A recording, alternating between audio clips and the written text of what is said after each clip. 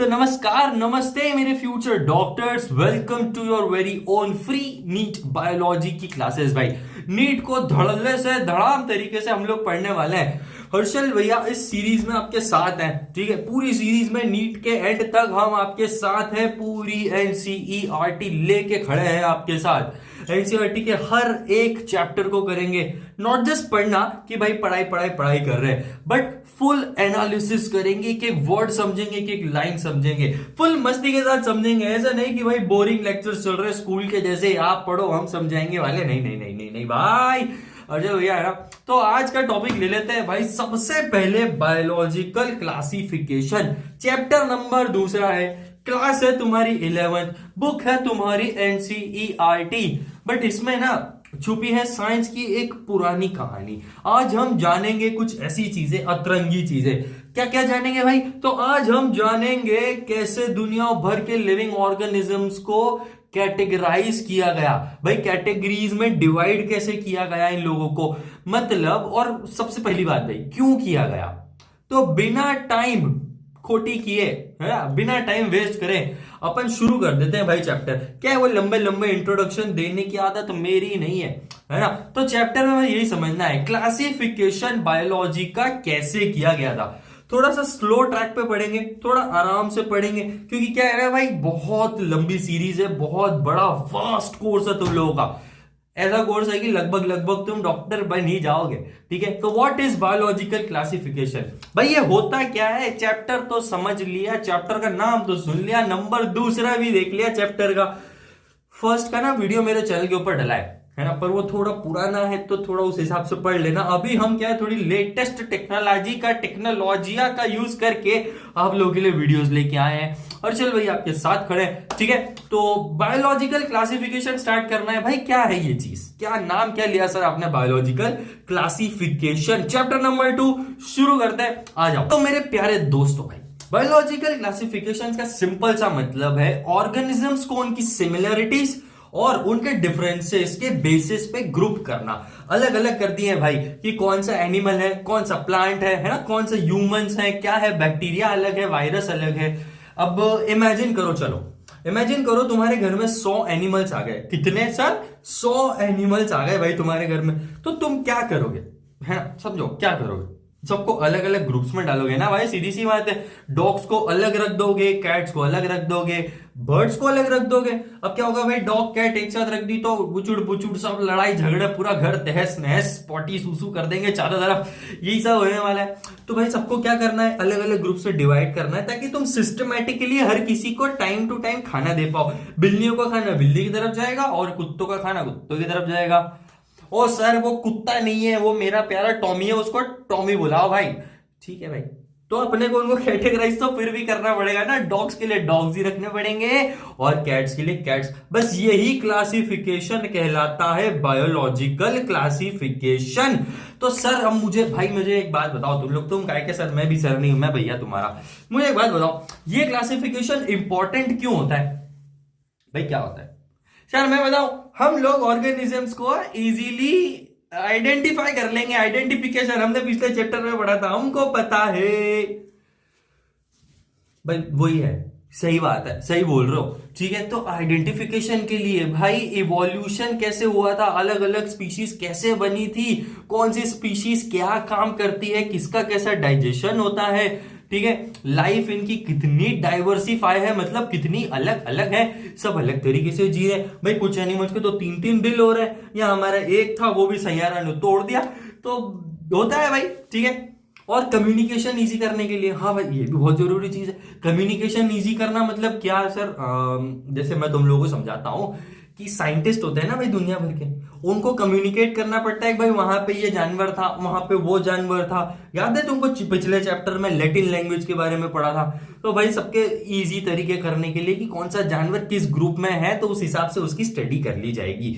यही सब होता है इसके अंदर। तो भाई इतना सब कुछ तब होता है, तब पॉसिबल होता है जब सारे ऑर्गेनिजम्स को लॉजिकली अरेंज कर दिया जाए, और यही क्लासिफिकेशन है। ठीक है, सबको क्या करा भाई, लॉजिकली अपन ने अलग अलग अलग अलग छोटू छोटू करके डिवाइड कर दिया, है ना। कौन एनिमल है भाई, एनिमल जो 4 पैर पे चल रहे वो अलग, 2 पैर पे चलने वाले अलग, पानी में तैरने वाले अलग, हवा में उड़ने वाले अलग, सबको अलग अलग कर दिया।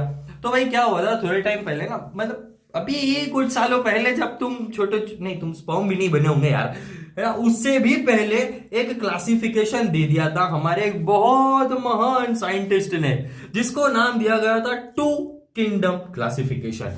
भाई ये था सबसे पहला सिस्टेमेटिक क्लासिफिकेशन। क्या बोला सर, सबसे पहला सिस्टेमेटिक क्लासिफिकेशन दिया किसने था, फिर से आ गए हमारे कैरोलस लीनियस भैया। उन्होंने बोला कि सिंपल रखो भाई, ये तो ऑर्गेनिज्म प्लांट होगा ना, है ना, ये जो ऑर्गेनिज्म है या तो ये प्लांट होगा या एनिमल होगा, इसके अलावा कुछ हो सकता है कि अरे नहीं हो सकता, बैक्टीरिया भी जिंदा है तो एनिमल रख दिया उन्होंने। अरे भाई थोड़ा सोचो, हम बैक्टीरिया है क्या, बैक्टीरिया तो माइक्रो ऑर्गेनिज्म होते हैं। तो उन्होंने सोचा ही नहीं, बस कितने क्लासिफिकेशन सिंपल रखने के लिए बना दिए, 2 किंगडम क्लासिफिकेशन। इसी सिस्टम को ये नाम दिया गया 2 किंगडम क्लासिफिकेशन। भाई किसने दिया था, कैरोलस लीनियस ने। उन्होंने बोला कि मुझे तो सिंपल रखना है, फिर से बता रहा हूं, उन्होंने बोला था मुझे सिंपल रखना है, मुझे ज्यादा लोड नहीं लेना।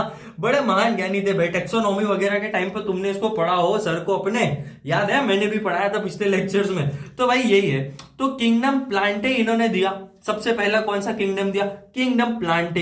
इन्होंने बोला कि ये नॉन मोटाइल होते हैं। नॉन मोटाइल का मतलब होता है ये हिलते ढुलते नहीं है, एक जगह टिके रहते हैं। मोटाइल मतलब मूवमेंट। क्या हो रहा है सर, मोटाइल मतलब हिलना ढुलना, ठीक है। उसके बाद इन्होंने बोला ये ऑटोट्रॉपिक होते हैं, प्लांट्स ऑटोट्रॉपिक होते हैं, ठीक है। खुद का खाना खुद बनाते हैं, याद है फोटोसिंथेसिस पढ़ी है पिछली क्लासेस के अंदर, खुद का खाना खुद बनाते हैं ये लोग। किसी की जरूरत नहीं पड़ती कि उस पेड़ से तोड़ लाए, इस पेड़ से तोड़ लाए, ना ना ना बाबू ना, खुद का खाना खुद बनाएंगे। ऑटोट्रॉपिक यही होते हैं। और सेल वॉल होती है इनके पास, ठीक है, सेल के पास वॉल होती है।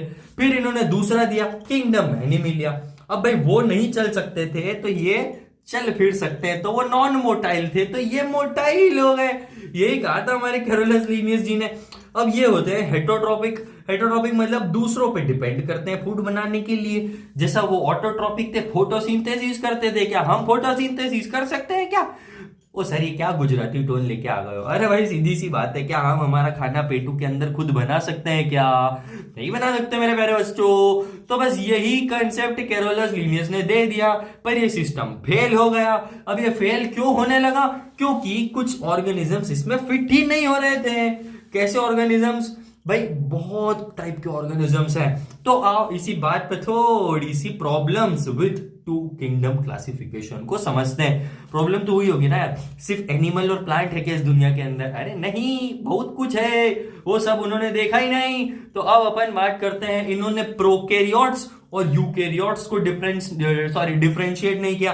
अब सर ये प्रोकैरियोट्स और यूकैरियोट्स क्या होते हैं, तो भाई प्रोकैरियोट्स जैसे तुम्हारे प्यारे लाड़के बैक्टीरिया, ठीक है। तो प्रोकैरियोट्स मतलब जिनके पास न्यूक्लियस नहीं होता और ये मेम्ब्रेन बाउंड ऑर्गेनल्स नहीं होते, मतलब इनके अंदर जो ऑर्गेनल्स होते हैं वो मेम्ब्रेन से बाउंड नहीं होते हैं, बहुत कमजोर होते हैं, वही होते हैं प्रोकैरियोट्स। और दूसरे हैं यूकैरियोट्स, जैसे प्लांट्स और एनिमल्स, इनके पास न्यूक्लियस पाया जाता है, ऑर्गेनल्स भी प्रेजेंट होते हैं। जैसे गोल्जी अपैरेटस होता है हम लोगों के पास, लाइजोसोम्स होते हैं हम लोगों के पास, हम मतलब प्लांट और हम सब मिक्स का बता रहा हूं भाई, हम नहीं कर रहा हूं, ठीक है। हम लोगों के पास कितनी सारी चीजें होती है भाई, लेकिन उनके पास कुछ है ही नहीं, वो कमजोर है तो प्रोकैरियोट, हम ताकतवर है तो यूकैरियोट, हमारे सेल बहुत स्ट्रांग है। फिर उन्होंने दूसरा यूनिसेलुलर और मल्टीसेलुलर का तो कहीं कंसिडर ही नहीं करा कि भाई यूनिसेलुलर अलग और मल्टीसेलुलर अलग। यूनिसेलुलर मतलब वही छोटे मोटे बैक्टीरिया वायरस जो एक सेल से बने, मल्टी मतलब बहुत सारे सेल से बने होते हैं। फिर photosynthetic versus non photosynthetic organisms को सेम ही ग्रुप में रख दिया भाई, बड़े महान थे, है ना, सब सेम ग्रुप में रख दिए भाई। ग्रीन एल्गी अपनी है ना, ब्लू ग्रीन एल्गी और फंजाई, ये दोनों अलग हैं लेकिन रखा किधर, एक ही ग्रुप में रख दिया। अरे भाई फंजाई को पहले प्लांट्स के साथ डाल दिया गया था, but they are heterotrophic not autotrophic. तो ध्यान रखना भाई, प्लांट्स होते हैं वो तो ऑटोट्रॉपिक होते हैं ना, क्या बताया मैंने, प्लांट्स जो होते हैं वो ऑटोट्रॉपिक होते हैं, लेकिन फंजाई तो हेट्रोट्रॉपिक था। और ग्रुप किसका दे दिया, ऑटोट्रॉपिक वालों का। भाई फंजाई खुद का खाना नहीं बनाता, ये अपन आगे समझेंगे प्रेम भाव से, टेंशन नहीं लेने का। चल भैया खड़े हैं आपके साथ। तो भाई क्लियरली दो किंगडम सिस्टम वर आउटडेटेड भाई, बहुत बहुत खतरनाक। टू किंगडम सिस्टम जो दिया था ना, एकदम फेल हो गया। इसमें मजे ही नहीं आई उन लोगों को। जाके एक महान साइंटिस्ट आया, अब वो महान साइंटिस्ट का नाम था R.H. विटेकर। क्या नाम था भाई, R.H. विटेकर। अब भाई R.H. विटेकर ने दिया था 5 किंगडम क्लासिफिकेशन। तो भाई ये थे साइंस के शक्तिमान रॉबर्ट हार्डिंग विटेकर। भाई 1969 मतलब 1969 में उन्होंने प्रपोज किया एक बहुत खूबसूरत सिस्टम, एक बहुत खूबसूरत क्लासिफिकेशन, डिवीजन, जो तुमको डिवीजन नहीं, सॉरी क्या बोल रहे हो सर, डिवीजन नहीं क्लासिफिकेशन, जिसको नाम दिया गया 5 किंगडम क्लासिफिकेशन। ये 5 किंगडम क्लासिफिकेशन 5 अलग अलग बेसिस पे किया गया था। अरे नाम से ही क्लियर है भाई, 5 बेसिस पे किया गया जो था वो 5 किंगडम क्लासिफिकेशन हो गया। तो सबसे पहला टाइप था इसका सेल टाइप। कौन सा था भाई, सेल टाइप। तो वो दो अभी तुमको ऊपर बताया मैंने, मतलब थोड़ी देर पहले बताया कि प्रोकैरियोटिक और यूकैरियोटिक। प्रोकैरियोटिक कमजोर सेल वाले है ना, और यूकैरियोटिक स्ट्रॉन्ग सेल वाले होते हैं। ये सारी चीजें मैंने तुमको बताई थी। फिर आते हैं सेल वॉल। सेकंड पॉइंट इन्होंने दिया, सेल वॉल किसी में प्रेजेंट होती है और किसी में एब्सेंट होती है, उसका कंपोजिशन भी अलग होता है। मतलब अलग अलग सेल वॉल जो होती है वो अलग अलग चीजों से बनती है, ठीक है, ये भी उन्होंने बताया। जैसे कुछ मटेरियल मेटल से बने होते हैं, कुछ मटेरियल प्लास्टिक से बने होते हैं, वैसी सेल वॉल भी अलग अलग चीजों से बनी होती है यार, इतना टेंशन नको लेने का, बहुत इजी चैप्टर है, ठीक है। तो बॉडी ऑर्गेनाइजेशन यानी यूनिसेल्यूलर और मल्टी सेल्यूलर की भी उन्होंने बात की थी, है ना भाई, करनी पड़ेगी ना यार। यूनिसेल्यूलर अलग होते हैं, मल्टी सेल्यूलर अलग होते हैं। यूनी मतलब एक, क्या बोला सर, यूनी मतलब एक सेल वाले, और मल्टी मतलब बहुत सारे, नाम से ही क्लियर है। फिर मोड ऑफ न्यूट्रिशन के हिसाब से भी इन्होंने बात कर ली भाई। ऑटोट्रोपिक और हेटरोट्रोपिक की भी इन्होंने प्रेम भाव से बात करी है ना, कि ऑटोट्रोपिक क्या होते हैं, हेटरोट्रोपिक क्या होते हैं, और ये सारी चीजें। ऑटो मतलब ऑटोमेटिक, स्वयं का खाना बनाने वाले, हेट्रो मतलब दूसरों से लेने वाले, और फाइलोजेनेटिक रिलेशनशिप के बारे में भी इन्होंने बात की। अब ये क्या होता है, तो भाई इनकी इवोल्यूशनरी हिस्ट्री यानी ऑर्गेनिजम्स का एंसेस्ट्रल कनेक्शन, पुराने जमाने से लेके आज तक ये वाले किस फील्ड में आए हैं, कैसे ग्रो किए हैं, कैसे इवॉल्व किए हैं, किस प्रकार के इनके अंदर कैरेक्टर्स हैं, तो वो उन्होंने फाइलोजेनेटिक तरीके से भी बता दिया। इसका मतलब यही होता है कौन सा ऑर्गेनिज्म किससे इवॉल्व हुआ। जैसे मान लो, चलो अपन एग्जांपल ही ले लेते हैं। अब हाँ भाई, हाँ आ गया एग्जांपल समझ में। जैसे तुम्हारे दादा दादी तुम्हारे एंसेस्टर है, वैसे ही चिंपांजी और humans, they have a common ancestor. क्या बोला सर आपने, चिंपांजी और ह्यूमंस के कॉमन एंसेस्टर्स होते हैं। This is studied using DNA. भाई इसको डीएनए के हिसाब से पढ़ लेते हैं। This is studied using fossil records. Fossils को देख के बताया जा सकता है कि आपके एंसेस्टर्स कौन है, आप नहीं मतलब कोई भी एनिमल।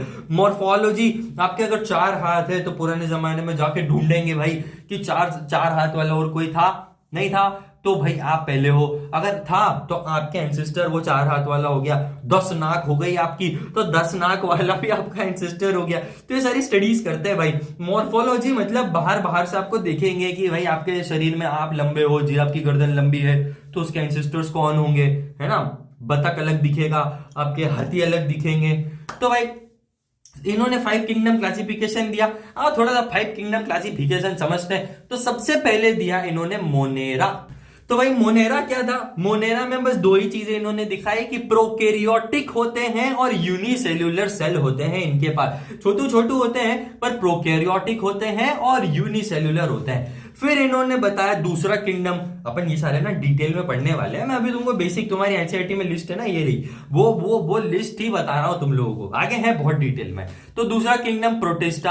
अब इसमें सेल थोड़े एडवांस हो गए, यूकैरियोटिक हो गए हैं, ठीक है। अब उसके बाद आते हैं यूकेरियोटिक हो गए भाई, ये तो हो गया चलो। उसके बाद फंजाई की बात करते हैं, तीसरा किंगडम।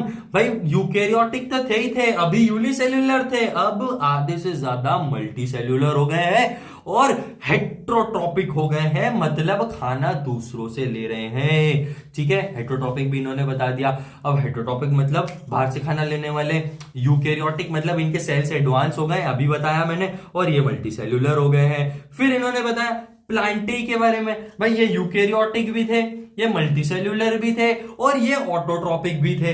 तो भाई सेल भी इनका स्ट्रॉन्ग है ना, बहुत सारे सेल भी थे इनके अंदर मल्टीसेल्यूलर, और खाना भी खुद ही बना रहे थे, है ना। तो फोटोसिंथेसिस प्लांट्स बनाते हैं, तो बस ऑटोट्रॉपिक वही हो गया।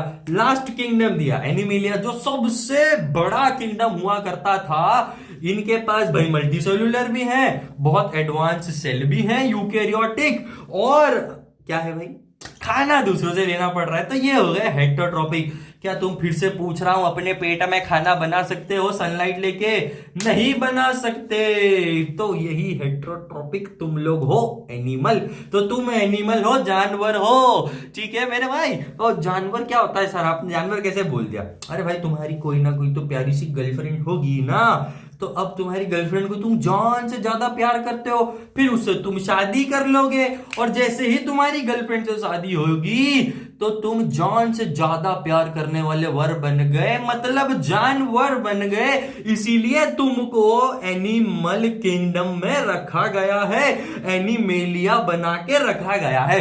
तो ये चीज ध्यान रखना, तुम एनिमल हो, तुम बस नाम ह्यूमन दे दिया तुम लोगों को, हरकतें वही है हमारी, ठीक है। ये मैं नहीं, ये साइंस बोल रहा है, तो ध्यान रखना, भूलना मत इस चीज को। अब भाई विटेकर जी ने क्या क्या चीजें सुधारी थी, आओ उस पर बात करते हैं। जैसे एल्गी हो गई भाई, एल्गी तो सुना है ना तुमने, एल्गी जैसे क्लेमाइडोमोनास, भाई ये होता है यूनिसेल्यूलर। क्या होता है?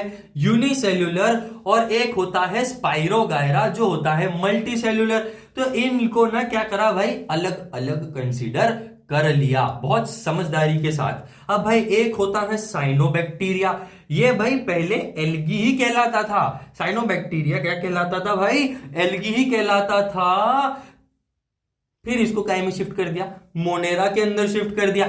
ये मैं नहीं बोल रहा हूं, ये आपकी एनसीईआरटी बोल रही है। मैंने कहा था आपको एनसीईआरटी की as it is line, as it is line उठा के मैं आप लोगों के पास लेके आने वाला हूं। तो फंजाई को या फंगी को अलग किंगडम दिया because they are not autotrophic. वो ऑटोट्रोपिक नहीं है भाई, क्योंकि अगर उनको हेट्रोट्रोपिक की जगह दे दी होती या प्लांटी या एनिमल्स के अंदर डाल दिया होता तो वो हेट्रोट्रोपिक होना पड़ता ना उनको, इसलिए एनिमल्स को अलग रखा। ओके, तो भाई फंजाई तो थोड़ा सा अलग था। अभी फंजाई और ये सारे किंगडम्स को अपन पढ़ेंगे, बहुत प्रेम भाव से पढ़ेंगे, बहुत डिटेल में पढ़ेंगे। तो यही था भाई बायोलॉजिकल क्लासिफिकेशन, सबको अपनी अपनी जगह दे देना। तो सबसे पहला किंगडम है मोनेरा। तो आओ घुसते हैं मोनेरा के अंदर। अभी बताया था मोनेरा सबसे पहला किंगडम है, सबसे बेसिक किंगडम है, सबसे गरीब और सबसे फकीर किंगडम है। ये होते हैं भाई प्रोकैरियोटिक, सेल टाइप होता है प्रोकैरियोटिक। गरीबों के पास खुद का न्यूक्लियस भी नहीं होता यार, कैसी हालत होगी तुम सोचो, है ना। इनके पास मेम्ब्रेन बाउंड ऑर्गेनल्स नहीं होते हैं भाई, बहुत मतलब पैसा भी नहीं है खाना खाए को, गरीबी में जीते हैं, कुछ नहीं है इनके पास। जेनेटिक मटेरियल भाई जो होता है ना इनका, साइटोप्लाज्म, जेनेटिक मटेरियल साइटोप्लाज्म जो होता है उसमें फ्रीली फ्लोटिंग होते हैं ये, है ना, इधर से उधर घूमते हैं। अच्छा, इनका डीएनए भी होता है भाई, डीएनए होता है, डीएनए तो सबका ही होता है, क्योंकि क्या होता है ना, एक से दूसरा, दूसरे से तीसरा जब रिप्रोडक्शन होता है तो डीएनए ही तो भेजता है ना। तो भाई डीएनए होता है लेकिन नंगा होता है भाई, खुला घुमा करता है इधर से उधर। सेल वॉल तो होती ही नहीं है, अच्छा होती भी है तो भाई सेल्यूलोज की नहीं बनी होती है, ये बनी होती है पॉलीसैकेराइड और अमाइनो एसिड की। ध्यान रखना, मोनेरा की सेल वॉल पॉलीसैकेराइड और अमाइनो एसिड से बनी होती है। अब ये पॉलीसैकेराइड क्या होता है, आओ थोड़ा सा ये भी समझ लेते हैं भाई। ये शुगर की यूनिट्स होती है। क्या होती है भाई पॉलीसैकेराइड? मतलब छोटे छोटे शुगर के गट्ठे बने होते हैं, वही होता है पॉलीसैकेराइड। फंक्शन क्या होता है इसका? शेप देता है। क्या देता है भाई? शेप देता है और प्रोटेक्शन करता है। क्या बोला? पॉलीसैकेराइड इनको शेप देता है और प्रोटेक्शन देता है। अब न्यूक्लियर मेम्ब्रेन होती ही नहीं भाई, न्यूक्लियस ही नहीं होता तो न्यूक्लियर मेम्ब्रेन का क्या अचार डालेंगे? यही बात होती है इनके अंदर। भाई बॉडी ऑर्गेनाइजेशन की बात कर लेते हैं। होते तो ये सेल्यूलर है, तो सेल्यूलर कैसे होते हैं? यूनिसेल्यूलर होते हैं, क्योंकि सबसे पीछे सबसे छोटा वाला किंगडम, सबसे पहला किंगडम यूनिसेल्यूलर ही कहलाएगा। आपको एक बहुत इंटरेस्टिंग टेबल में आपको देने वाला हूं अगले 1-2 लेक्चर्स के अंदर, जिससे आपको पूरे सारे किंगडम में क्या क्या डिफरेंसेस है ना वो समझ में आ जाएगा। ठीक है, तो भाई होते तो ये यूनिसेल्यूलर है, सबसे गरीब सबसे छोटे है ना, और इनका न्यूट्रिशन जो होता है वो होता है ऑटोट्रोपिक। क्या बोला sir? Nutrition of Monera is autotrophic nutrition. भाई फोटोसिंथेटिक होते हैं, यूज करते हैं सनलाइट और क्लोरोफिल जैसे साइनोबैक्टीरिया। भाई साइनोबैक्टीरिया का काम क्या होता है? सनलाइट लेता है और क्लोरोफिल की हेल्प से फोटोसिंथेसिस करता है। भाई कुछ कीमोसिंथेटिक भी होते हैं जो केमिकल्स जैसे, भाई केमिकल्स का यूज करते हैं। कीमोसिंथेटिक मतलब केमिकल से खाना बनाने वाले, जैसे अमोनिया, नाइट्रेट, इनका यूज करते हैं एनर्जी के लिए, है ना। जैसे एक्सट्रीम हैबिटेट्स में पाए जाते हैं ये, जैसे नाइट्रोसोमोनास, ये नाम याद रखना भाई। नाइट्रोसोमोनास जो होता है वो कीमोसिंथेटिक होता है, नाइट्रेट और अमोनिया जैसे केमिकल्स को लेके खुद का खाना बनाता है नाइट्रोसोमोनास। अगर मुझे इसका एक बहुत बढ़िया सा फोटो मिला ना तो मैं तुमको बताऊंगा कैसा दिखता है ये। ठीक है, कुछ हेट्रोट्रोपिक होते हैं, लेकिन कैसे हेट्रोट्रोपिक होते हैं वो भाई ये होते हैं सेप्रोफाइटिक। कैसे होते हैं भाई?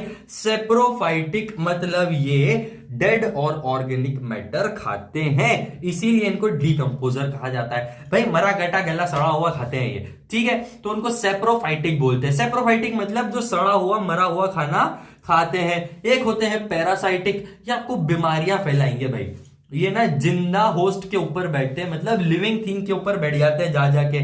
छोटे छोटे बैक्टीरिया जैसे होते हैं, जो मतलब जैसे होते हैं, बैक्टीरिया नहीं होते, बैक्टीरिया जैसे होते हैं, जो आपको बीमारी भी करेंगे, आपको परेशान भी करेंगे और आपको भी खा लेंगे। भाई अपनी बॉडी में घुस गए तो सड़ा देते हैं चीजों को, खा खा के मतलब इरिटेट कर देते हैं। तो भाई नाइट्रोसोमोनास क्या होता है मेरे को जरा फटाफट से बताओ, किसका एग्जाम्पल है? ये क्वेश्चन है तुम्हारे लिए। अपन आगे समझते हैं कि मोनेरा के कुछ एग्जाम्पल ले लेते हैं, बड़े बड़े एग्जाम्पल। ओके, तो अपन समझते हैं भाई आर्कीबैक्टीरिया। भाई ये होते हैं special ancient group of Monera. Ancient group है मोनेरा के, बहुत पुराने जमाने से चले आ रहे हैं। आर्कीबैक्टीरिया बोलते हैं भाई। ये पाए जाते हैं भाई आर्कीबैक्टीरिया एक्सट्रीम एनवायरनमेंट में, मतलब बहुत खतरनाक जगह पे पाए जाते हैं, जहां पर रहना थोड़ा मुश्किल ही होता है, वहां पे ये पाए जाएंगे। भाई ये होते हैं हेलोफाइल। क्या होते हैं भाई? हेलोफाइल, यानी सॉल्टी एरियाज में पाए जाते हैं, जैसे डेड सी, है ना, बहुत ज्यादा जहां नमक होगा वहां आर्कीबैक्टीरिया पाए जाएंगे। अब होते हैं थर्मो एसिडोफिल भी होते हैं, ये हॉट एसिडिक स्प्रिंग्स में मिलेंगे तुम लोगों को, और इसीलिए इनको कहा जाता है थर्मो एसिडोफिल। अब ये होते हैं मीथेनोजन्स भी। भाई मीथेनोजन क्या होता है? मार्शी लैंड, मतलब कैसे मैं तुम लोगों को बताऊं, कैसे तुमको बताऊं भाई, दलदल वाली जगहों पे पाए जाते हैं। भाई मीथेन गैस बनाता है ये। कौन सी गैस बनाते हैं ये? मीथेन गैस बनाते हैं, इसीलिए इनका नाम मीथेनोजन पड़ गया। अब इनकी ना भाई ये बहुत एक यूनिक फीचर है, अपन उसको समझते हैं। इनका जो सेल स्ट्रक्चर होता है ना भाई, तो their cell structure is different. भाई एकदम अलग सेल स्ट्रक्चर लेके पैदा हुए हैं ये। आर्कीबैक्टीरिया का काम ही अलग है भाई। ये जो होते हैं ना, एक्सट्रीम टेम्परेचर या एसिडिटी हो, या फिर भाई खतरनाक ही कंडीशन हो, कैसी भी हो, कितना भी गर्म हो, कितना भी ठंडा हो, हर जगह को टॉलरेट कर सकते हैं, मतलब झेल सकते हैं ये, है ना। तो भाई बहुत ही भयंकर इनका सेल स्ट्रक्चर होता है। अब भाई बायोगैस के प्रोडक्शन में भी यही यूज होते हैं। ये होते हैं काउ डंक, मतलब गोबर के मीथेनोजन्स, मीथेन गैस प्रोड्यूस कर रहे हैं, इसीलिए बायोगैस प्लांट में भी इनका यूज होता है। भाई गोबर के मीथेनोजन्स, फिर से बता रहा हूं, गोबर के मीथेनोजन्स कहा जाता है। ओके, तो ये तो बात हो गई आर्कीबैक्टीरिया की। अब एक और हमारा प्यारा सा लाड़का बेटा है, जिसको हमने नाम दिया है यू बैक्टीरिया। भाई क्या नाम दिया? You bacteria. भाई ये जो होते हैं ना, ये ट्रू बैक्टीरिया बोल सकते हो तुम इनको। बहुत ऐसे बैक्टीरिया है ये कि भाई खतर, एकदम रियलिस्टिक बैक्टीरिया, कैसे हैं? Realistic bacteria. तो भाई इनकी जो सेल वॉल होती है ना वो रिजिड होती है, मतलब कठोर होती है, और वो बनी होती है पेप्टिडोग्लाइकेन से। क्या बोला सर? पेप्टिडोग्लाइकेन से बनी होती है। अब कुछ जो होते हैं भाई, कुछ यू बैक्टीरिया मोटाइल होते हैं। मोटाइल अभी भी बताया मैंने, मूवमेंट को क्या बोलते हैं? चलने फिरने को मोटाइल बोलते हैं। और ये मूव कैसे करते हैं, चलते कैसे हैं? तो ये फ्लैजिला की मदद से चलते हैं। फ्लैजिला क्या होता है सर? भाई tail like structure that rotates like a propeller, मतलब एक ऐसा स्ट्रक्चर, एक ऐसी चीज जो पैरों जैसे काम करती है और घूम घूम के ऐसे, ठीक है, ऐसे घूम घूम के चलती है यार, घर घर घर घर घर घर घर, बस वही देखा होगा तुम लोगों ने ना अपने जॉनी भैया का जमा कमाल, सॉरी। तो भाई ऐसे घूम के नकली पैरों जैसे धीरे धीरे टुक टुक टुक टुक चला करती है, उसी को बोलते हैं फ्लैजिला। मतलब इनके पैर, और ये हेल्पफुल होते हैं भाई, बहुत हेल्पफुल होते हैं। लैक्टोबैसिलस का काम करते हैं भाई, ये कर्ड बनाते हैं। कर्ड मतलब आपका दही बनाते हैं भाई। ये हार्मफुल भी होते हैं, पैथोजन, भाई कुछ डिसीज भी कॉज कर देते हैं कभी कभी भाई, खतरनाक। पैथोजन मतलब जो डिसीज कॉजिंग हो, लैक्टोबैसिलस मतलब वो जो दही के अंदर मिलेगा। और फिर यू बैक्टीरिया की तो इतनी सी बात थी, ज्यादा कुछ ऐसा था नहीं इसके अंदर। फिर आती है बात साइनोबैक्टीरिया की। अब भाई ये साइनोबैक्टीरिया क्या है, आओ बड़ा समझते हैं प्रेम भाव से। साइनोबैक्टीरिया बड़े खूबसूरत होते हैं, इनको ब्लू ग्रीन एल्गी भी कहा जाता है, लेकिन होते बैक्टीरियल है ये, ठीक है, बैक्टीरिया ही होते हैं, लेकिन ब्लू ग्रीन एल्गी नाम दिया गया है। तो इनके फीचर जान लेते हैं, होते बड़े खूबसूरत है, स्क्रीन के ऊपर फोटो दिख रहा होगा तुम लोगों को। तो भाई फीचर्स क्या होते हैं इनके, आओ थोड़ा वो समझते हैं।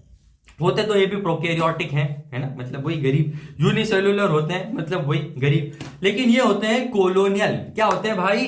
कॉलोनियल होते हैं, कॉलोनीज में रहना पसंद करते हैं। और फिलामेंटस होते हैं भाई, फिलामेंट्स पाए जाते हैं इनके अंदर, ठीक है। फ्रेश वाटर में मिलेंगे, ये कहां मिलेंगे भाई? फ्रेश वाटर में मिलेंगे, मरीन्स में मिलेंगे, और कुछ अच्छे टेरेस्ट्रियल एनवायरनमेंट में मिलेंगे। बड़ी सुंदर सुंदर जगहों पे मिलते हैं, ये लगते भी बड़े प्यारे प्यारे हैं, ठीक है। कॉलोनीज में रहते हैं, अकेले नहीं रहते, है ना। अब सुनो, इनकी जो प्रोटेक्टिव लेयर होती है, ये चिकने चिकने होते हैं। देखे होंगे तुमने कभी, उस पे एल्गी पे फिसल जाते हैं अपन, तो चिकने चिकने होते हैं। तो इनकी प्रोटेक्शन लेयर होती है वो, जिसको जिलेटेनियस शीथ कहा जाता है। जिलेटेनियस शीथ जो होती है वो एल्गी के बाहर लपेट दी जाती है, ताकि उनको प्रोटेक्शन मिले बाहर के एनवायरनमेंट से।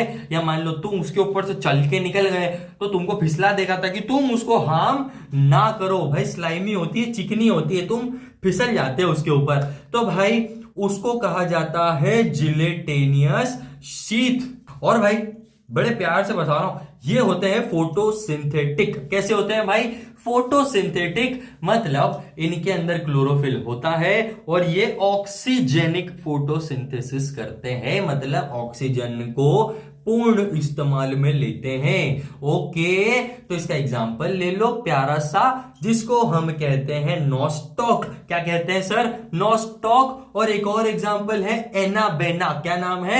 एनाबेना। अब नॉस्टॉक और एनाबेना का काम क्या होता है भाई? एटमॉस्फेरिक नाइट्रोजन को फिक्स करते हैं। याद है पिछली क्लासेस में पढ़ा होगा नाइट्रोजन फिक्सेशन के बारे में, नाइट्रोजन का खाना, नाइट्रोजन का यूज करना अर्थ के ऊपर नाइट्रोजन को लेके आना और उसको वापस बाहर भेज देना, यही नाइट्रोजन फिक्सेशन का काम करते हैं।